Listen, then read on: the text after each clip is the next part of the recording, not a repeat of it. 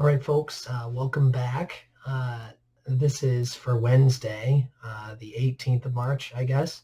As you can see, we added a check mark up here on the old counter. That is not 11, that is 2.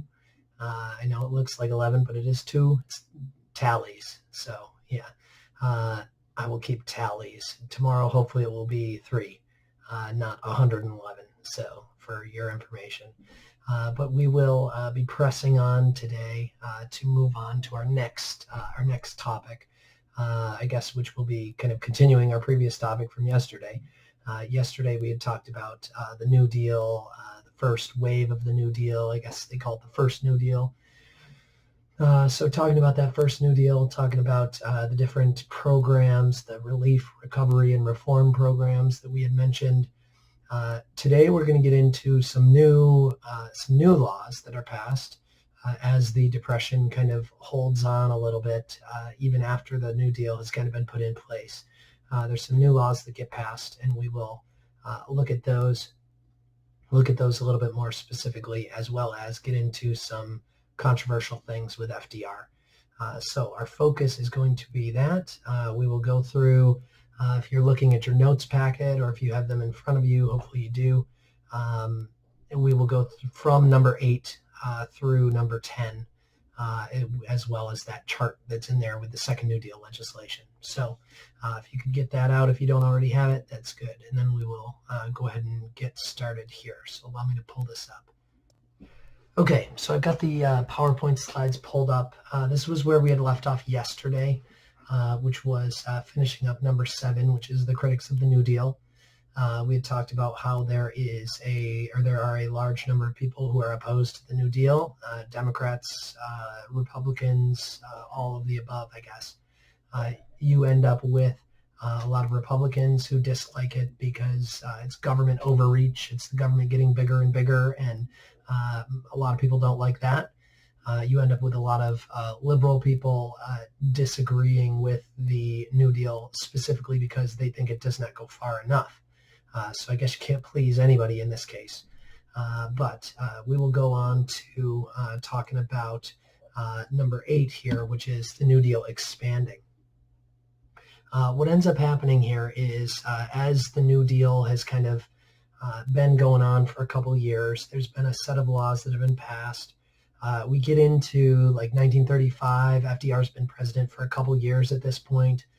Into 1935, we end up with another round of laws that end up getting passed, and we call it the second New Deal. The second is kind of the second wave of the New Deal. These would not be all the same as some of his other ones. We had talked about a lot of those other ones were providing jobs for people. Millions of workers went to work because of the first New Deal. These are going to be a bit different in focus.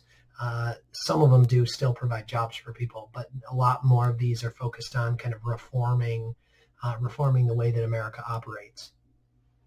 So these ones are kind of designed rather than giving jobs, like I said, but sometimes designed to fix problems in society. I have listed down here some of the other areas in which are kind of fixed, or I guess problems in which areas in which problems are fixed, specifically with elderly people, so older people, also poor people, and unemployed people. So elderly people, poor people, unemployed people all get assistance through this second New Deal. This is also kind of a bit of a more long-term focus. Like I said, it's less of the relief side of things. It's less of the immediate, I need a job, what can I do? How can I make money to feed my family? It's less of that and more of how can we reform American society to make it better in the long term, in the long run. So this is much more of a long-term focus with these second New Deal programs. I use the analogy, and I've got it written down. If you're looking at my master notes, I've got the analogy talking about like if you get an injury, the first thing you want to do is stop the bleeding. Okay, if you if you like chop your finger off. You want to stop the bleeding. Otherwise, you die very quickly, so that would be not good. So you stop the bleeding, but then you worry about, after you've got the bleeding stopped, then you worry about healing. So it's much more of that focus the second time around, healing the wound, making sure that it doesn't happen again, fixing some of these underlying problems that might be taking place here. So with that, we'll get into number 8 here, or I guess get into these programs after number 8. So we have the Works Progress Administration, the WPA here. The WPA is specifically passed in 1935. It is, like I said, a couple of years into FDR's presidency. So in 1935, he passes this WPA. It is a job program similar to some of those other ones that we've been talking about, but it is a job program. There is given $5 billion, 5 billion with a B, $5 billion for new jobs, as well as building highways, improving highways, again, trying to help out people as they're kind of more active and able to travel around more.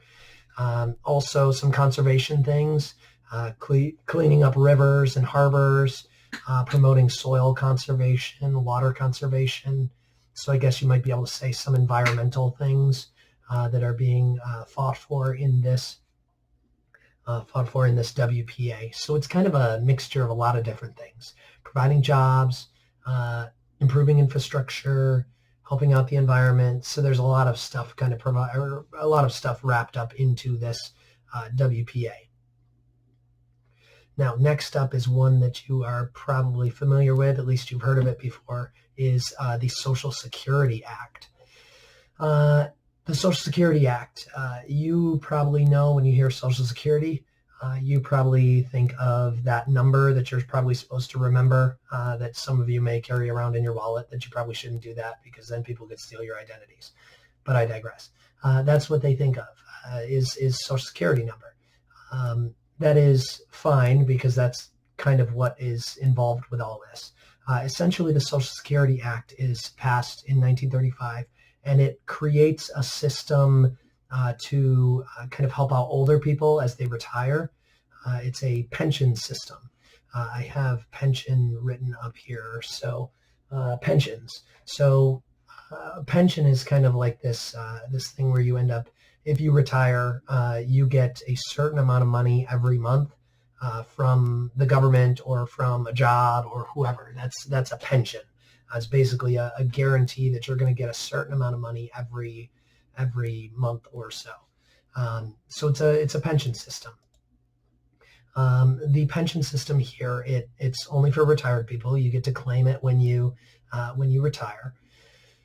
So that's most of the time what people know it for is Social Security. You keep it around so that you can retire and you get a little bit of money when you do retire. Most people over the age of 62 to 67, depending on when they start getting it, most of the people are on it and they get money from the government every month. So that's what they end up with. Some other sides of this Social Security Act are some unemployment insurance. So if I lose my job, Social Security would provide a little bit of money for me in that regard during this time. So unemployment insurance for laid off workers, also insurance for people who get injured on the job. So you guys have heard of disability. That is run through Social Security Act. So with the Social Security Act, you're able to draw money if you end up getting injured, draw money if you end up getting unemployed, and then also draw money if you end up retiring. I have pictured over there Elvis Presley's Social Security card because I found that online, and I figured that would be nice to put up there. I don't know. I don't think people are. I don't know. I don't know if people are actually stealing his identity. I guess there's a lot of imposters out there, but that's his number if you wanted to try that. So let's go ahead and move on to the next one here. Okay, I actually realized that I don't have a picture for these next two, but we will talk about them all the same. So let me go ahead and just bring this up. So the next two things here have to deal with workers, as do many New Deal programs. The second or the third one here is the Wagner Act. And the Wagner Act is a very, very important piece of legislation, a very important law that is passed on, I guess, account of the workers in America. So essentially the Wagner Act, it's still, I guess, in force today, but the Wagner Act gives the right for workers to do something that we have talked about at points in American history. Labor unions specifically gives them the right to collective bargain or participate in collective bargaining. Essentially what this means is that, and this hopefully rings a bell to you, essentially what this means is that workers can kind of go together to their employers or go as a union to their employers and fight for better treatment, better wages, better I guess, conditions for working, better hours, all that stuff. So that is all determined under collective bargaining. It is the right of unions to do that under this Wagner Act. So the Wagner Act essentially gives that power, and it is a power that is used pretty heavily by the unions in America today, because that is one of the big tools that they have to be able to advocate for each other and fight for each other. So that's a powerful thing in that case with the Wagner Act.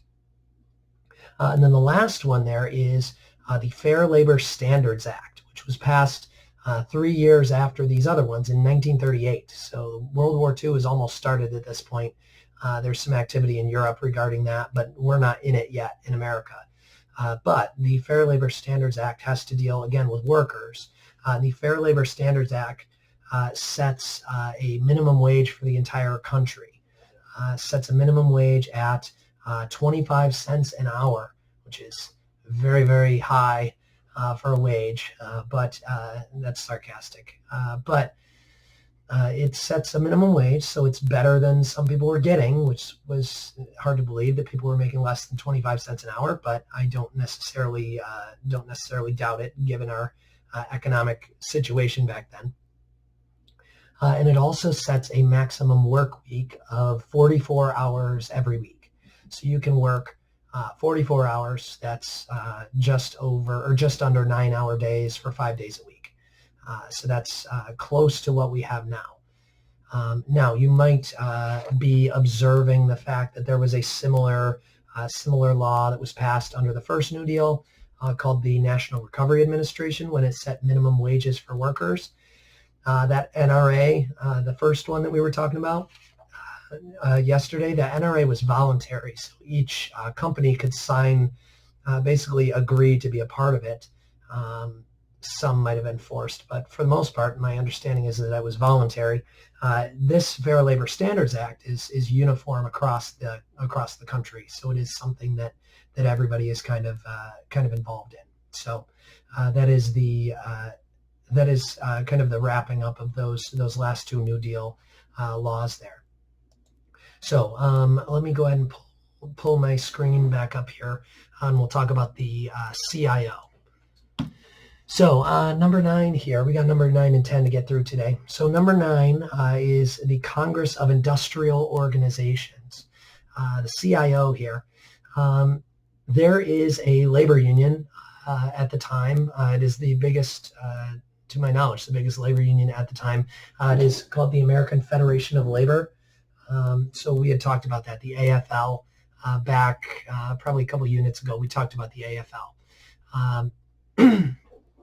But the AFL at this point only advocates for skilled workers, not just a normal worker that might be working in a factory somewhere. The AFL didn't really help those people, just skilled workers. So labor leaders end up creating in the middle of the 1930s the CIO, the Congress of Industrial Organizations. This is set up as kind of like a organization that ends up creating a bunch of different unions under it. So this could end up creating unions to fight for non-skilled industrial workers. So an example of a union that is created under this CIO would be the United Auto Workers, the UAW, which is a big union still today. So it was created under the supervision of the CIO. The CIO is organizing strikes, sit-down strikes, other protest efforts just to try to get better wages, better working conditions. So you can, I mean, it's basically what a union would do anyways, but that's kind of, I guess, what they're involved in. So the CIO, just kind of this governing body over top of these other unions. So just for non-skilled industrial workers, though, is kind of the CIO. Nowadays, the AFL and the CIO are combined into one group called the AFL-CIO. I know, it's an inventive name. Okay, last up here. Number 10. Okay, this is a big deal. So number 10 here has to deal with, as the heading said, Roosevelt's court packing plan. What ends up happening here as we get into the mid-1930s, 1935, 1936, the Supreme Court, that highest court in the land, the Supreme Court ends up overturning a lot of FDR's New Deal programs. You might be questioning why the Supreme Court would be overturning all of these programs. I'll tell you why in a second.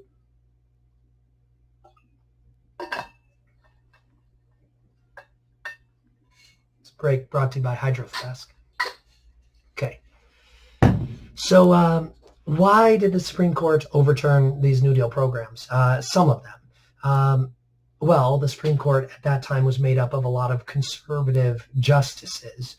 And the justices said, and even some of the liberal justices on there said, that the president didn't have the power to do what FDR was doing and creating these broad programs that are designed to put people to work and kind of adjust the economy and single-handedly change around the American government and the American economy. The Supreme Court says you can't do that. That is not something that the president can just decide to do one day. So the president is overstepping his bounds in these cases. So the Supreme Court does what they can do, and they strike down laws. That is the power of judicial review, if you remember. Declare a law unconstitutional. Throw it out. One specific law, the AAA, the AAA, the Agricultural Adjustment Act, was overturned in part by the Supreme Court. So FDR, as you can probably understand, okay, if you work really hard to get something in your life and somebody comes in and just throws it out, you can probably understand that you might be mad about that. So FDR in 1937 comes out with a plan to, I guess, fix the problem. He wants to, as they say, pack, quote unquote, pack the court. Okay. He comes up with a plan. He says every judge who's over the age of 70 and a half, if you are 70 and a half, you do not get replaced, but the president would get to add a new judge into the court. So if I'm a judge and if I reach 70 and a half, I get to keep my job as a judge, but the president would get to add another judge onto the Supreme Court to, I guess, lighten my load a little bit, to make it easier for me because I'm getting old and I can't do the job anymore. That would be kind of what FDR would say it as. The president comes up with this plan. Now, you might be understanding why this is such a big deal. If you are not, let me connect the dots here. Under the Constitution, any guesses who gets to nominate judges? What's that? Oh, you're right. The president does. Okay. So FDR gets to nominate the judges, and he's like, oh, well, I would get to put on new judges when they get old, and I can nominate new ones. And so I can put on people that like me and that people that like my program and all my New Deal stuff. There were, at the time, 6 judges who were over the age of 70 and a half. So he would get to add 6 judges onto the Supreme Court, just like that.